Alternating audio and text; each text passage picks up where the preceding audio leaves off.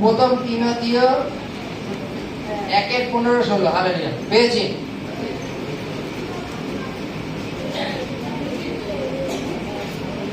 Hallelujah, hallelujah. এই কথা বিশ্বাসনীয় ও সর্বত্রভাবে গ্রহণের যোগ্য যে খ্রিস্ট যিশু পাপীদের পরিত্রাণে করিবার জন্য জগতে আসিয়াছেন, তাহাদের মধ্যে আমি অগ্রগণ্য। কিন্তু এই জন্য দয়া পাইয়াছি, যেন যিশু খ্রিস্ট এই অগ্রগণ্য আমাদের সম্পূর্ণ দীর্ঘসহিষ্ণুতা প্রদর্শন করেন, যাতে আমি তাহাদের আদর্শ হইতে পারি। Hallelujah, hallelujah. পৌল বলছে যে ঈশ্বর যদি পাপীদের গণনা করেন, তার মধ্যে যদি সব থেকে বড় পাপী থাকে, সে হচ্ছে আমি। অগ্রগণ্য যদি পাপী থাকে, তার মধ্যে সব থেকে বড় পাপী হচ্ছে আমি। কেননা আমি ঈশ্বরের মণ্ডলীকে তাড়না করতাম, কেননা আমি ঈশ্বরের যারা পথে চলত তাদের ধরে ধরে আমি কারাগারে নিক্ষেপ করতাম, কেননা যারা ঈশ্বরের বাক্য বলতো, প্রচার করতো, তাদের আমি অত্যাচার করতাম। হালেলুয়া। বাইবেলে লেখা আছে যে ঈশ্বর পাপীদের প্রার্থনা শোনেন না, তাই তো? কিন্তু যদি কেউ অন্তরের থেকে আরাধনা প্রার্থনা করে, ঈশ্বর তার প্রার্থনা শোনে। যদি আমরা পুরাতন নিয়মে দেখি, আদাম আর হাওয়া, আদামের সাথে ঈশ্বরের কিরূপ সম্পর্ক ছিল? একদম এদম উদ্যানে ঈশ্বর আদামের সাথে কথা বলতো। তারপরে ঈশ্বর আদমের জন্য হাওয়াকে বানিয়ে দিল। বানানোর পরে তারা যখন পাপ করলো, যখন ঈশ্বর এসে, তখন তারা গাছের পেছনে গিয়ে লুকিয়েছে। জানি তো নাকি? ঈশ্বর এসে বলছে, আদম তুমি কোথায়? আদম গাছের পেছনে থেকে বলছে, প্রভু এই যে আমরা গাছের পেছনে। ঈশ্বর বলছে, গাছের পেছনে কেন তোমরা? তখন বলছে, প্রভু আমরা যে উলঙ্গ। ঈশ্বর বলছে, তুমি উলঙ্গ, এটা কে বললো তোমাকে? তুমি তো এই গাছের ফল খেয়েছো। বলছে, আমি খাইনি, আমাকে যে অর্ধাঙ্গিনী দিয়েছেন সে ছিলেন, আমাকে খাইয়েছে। জানি তো নাকি?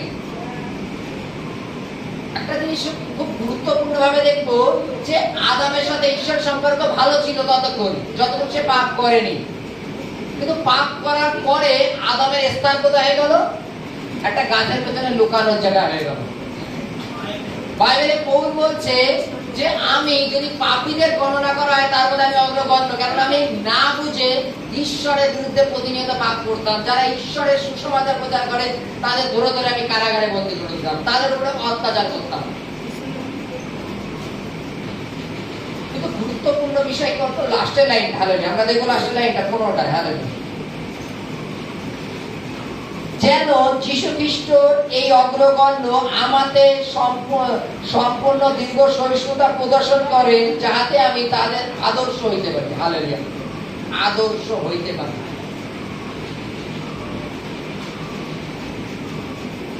একটা জিনিস দেখো, কোন এক সময় এই পৌল অত্যাচার করত, আর এখন ঈশ্বর তাকে ব্যবহার করছেন।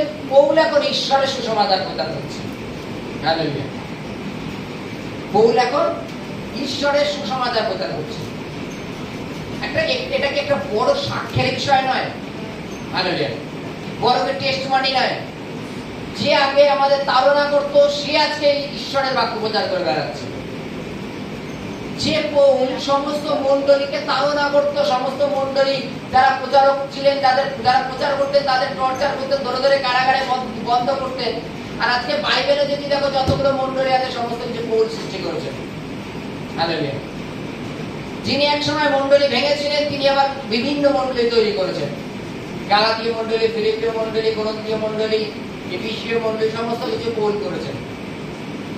বলছে আমি যেন আদর্শ হতে পারি, আমাকে যেন লোকে দেখে ফলো করতে পারে, যে কোনো এক সময় তাড়নাকারী ছিলাম, কিন্তু যখন আমি পরিবর্তন হয়েছি, ঈশ্বর যখন আমাকে পাপের মধ্যে থেকে বেছে নিয়েছেন, আমি ঈশ্বরের কাছে পুরোপুরি ভাবে দৌড়াতে পারি, ঈশ্বর আমাকে পুরোপুরি ভাবে ব্যবহার করতে পারেন। এটা কি আদর্শ না? যেমন উদাহরণ চলো, আমরা বিভিন্ন সন্তানদের উদাহরণ দিই কিরূপ, যে মনে করো 10-এ কোনো এক ব্যক্তি মনে করো 5, 6, 7 পর্যন্ত ওই 10-এ পাস করে উঠলো। তারপর যখন 8, 9-এ উঠলো, তখন একটু বুদ্ধি যখন হয়, আমরা মা বাবারা কি করি? সন্তানদের বুঝাই, ওই দেখো কাকাটা ডাক্তার না, ওনারও প্রথমে রেজাল্ট খারাপ ছিল, কিন্তু যখন 9-10 থেকে খুব ভালো করে পড়াশোনা করেছে, যার জন্য আজ উনি ডাক্তার হতে পেরেছে। ওই ডাক্তারকে আমরা যে দেখাচ্ছি, ওই ডাক্তারকে আমার সন্তানকে তার আদর্শটাকে দেখাচ্ছি। হালেলুয়া। যে তুমি যদি চাও ওনার মত হতে পারো, 8 পর্যন্ত পড়েছো ঠিক আছে, এবার 9 থেকে খুব ভালো করে পড়াশোনা করো, যেন রেজাল্ট ভালো হয়, তুমিও ডাক্তার হতে পারো। পৌল বলছে আমি আগে তাড়নাকারী ছিলাম, কিন্তু ঈশ্বর এখন আমাকে অনুগ্রহ করেছেন, এখন আমি তোমাদের আদর্শ হতে চাই। তোমরা আমাকে দেখো যে আমি আগে তাড়নাকারী ছিলাম, কিন্তু এখন সুসমাচার প্রচার করছি। আগে আমি পাপী ছিলাম, পাপীদের যদি গণনা করা হতো তার মধ্যে আমার নাম প্রথমে ছিল, কিন্তু এখন আমি সুসমাচার প্রচার করছি, কেন এখন আমি ঈশ্বরের অনুগ্রহ পেয়েছি। তাহলে ঈশ্বর কি পাপীদের ভালোবাসেন না? যদি ঈশ্বর যদি মনে করতেন যে পৌল চলো পাপী, পৌলকে আমি কোনোদিন আমার রাজ্যের জন্য নেব না, তাহলে হয়তো এতটা মন্ডলীর এতটা উন্নতি হতো না। তবু জানি না ঈশ্বর ইচ্ছা সিদ্ধি হোক, কিন্তু বাইবেলে কি বলছে? পৌল বলছে আমি অগ্রগণ্য। হালেলুয়া।